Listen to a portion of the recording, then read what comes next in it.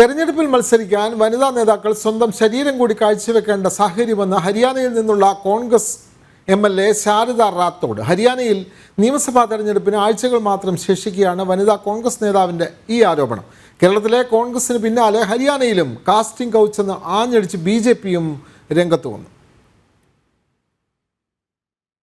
തെരഞ്ഞെടുപ്പിൽ മത്സരിക്കാൻ അവസരം ലഭിക്കണമെങ്കിൽ മുതിർന്ന നേതാക്കൾക്ക് പണത്തിന് പുറമെ ശരീരം കൂടി നൽകണമെന്നായിരുന്നു കേരളത്തിൽ നിന്നുമുള്ള കോൺഗ്രസിന്റെ പ്രമുഖ നേതാവ് സിമി റോസിന്റെ ആരോപണം.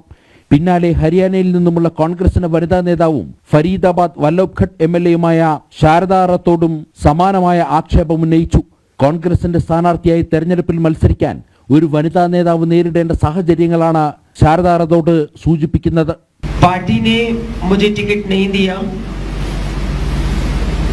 मुझे अभी तक ये समझ ही नहीं आया कि मेरा कसूर क्या था. लेकिन वो कहते हैं ना, चमड़ी और दमड़ी में बहुत दम होता है. तो मैंने तो ईमानदारी की राजनीति करी. BJP IT സെൽ മേധാവി അമിത് മാളവിയാണ് ഈ ദൃശ്യങ്ങൾ സാമൂഹ്യ മാധ്യമങ്ങളിൽ പങ്കുവച്ചത്. കേരളത്തിന് പിന്നാലെ കാസ്റ്റിംഗ് കൗച്ച് എന്ന തലക്കെട്ടോടെയാണ് അമിത് മാളവിയ ദൃശ്യങ്ങൾ Xൽ പങ്കുവച്ചത്.